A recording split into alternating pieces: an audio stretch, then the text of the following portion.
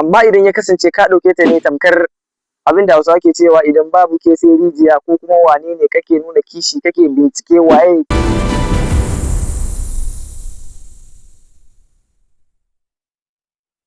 Barka da zuwa cikin wannan page namu mai albarka.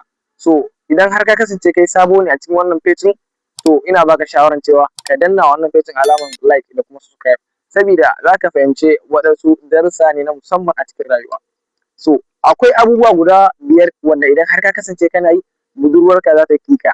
Tabbas idan har ka kasance kana ɗaya daga cikin waɗannan abubuwan, to sai dai ka yi haƙuri, sabida ba kai ba ne, sabida ba kai take so ba. Abu na farko shine ka kasance kana da tsari a rayuwa. Mace tana son namiji mai tsari a rayuwa, kuma tana son namiji wanda yake da buri a cikin rayuwarsa. Ka kasance kana da direction. To idan har ka kasance kana da buri, tabbas za ta so ka. Amma idan har ka kasance baka da buri kamar sauran mutane, tabbas za ka rasa ta, sabida mata suna son namiji mai buri. A nan ba lallai bane sai kana da kuɗi. Ka kasance mai direction. Idan har ya kasance a cikin rayuwanka baka da plan, baka da ƙoƙari, kawai kai dai abin da ka saka a gaba shine kullum wasa, to za ta fara ganin cewa babu makoma a tattare da kai. Abu na biyu kuma shine rashin girmamawa. Tabbas rashin girmamawa. A yayin da kake magana da mace, ka kasance mai ladabi. Idan har ka kasance baka girmama ta, baka ɗauke ta a sauran wani matsayi da aka ɗauki mutane ba, to tabbas ne za ta daina son ka. Idan har ka kasance kana ɗaga mata murya, ko kuma kana yi mata tsawa, tabbas ka taɓa kimanta. Mace ba ta son ta kalla namiji wanda yake yi mata tsawa akan abin da bai kai ya kawo ba. Ko da ka kasance kana son ta, idan har ka kasance kana ɗaga mata murya, kana yi mata tsawa, tabbas ne za ta daina son ka. Zuciyarta za ta fara yin sanyi. Abu na uku kuma shine yawan kishi. Tabbas idan har ka kasance kana nuna mata kishi fiye da kima, to tabbas ne za ta daina ka.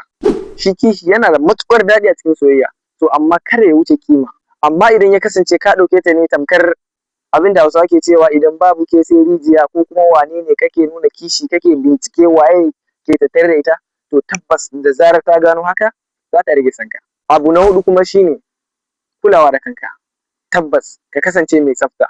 Mata suna son namiji mai tsafta sosai ba kaɗan ba. Idan har ka kasance baka kula da lafiyarka, ko kuma baka kula da tsaftar jikinka, to tabbas ne za ta raina ka. Abu na 5 kuma shine rashin sadarwa. Tabbas idan har ka kasance baka ɗaukan maganganunta da muhimmanci, irin baka damu da ita ba, za ta ji kamar baka damu da ita ba. Kuma idan mace ta lura da cewa baka damu da ita ba, za ta fara raina ka. Tabbas za ta raina ka ne. Tabbas za ta daina son ka. Waɗannan ababe guda 5 ka kula. Idan har ka kasance kana ɗaya daga cikin waɗannan abubuwa guda 5, ka saka mana a comment section domin mu warware wannan matsalar tare da kai a cikin wannan bidiyon. Kar ka manta da following da liking domin shawara nake baka.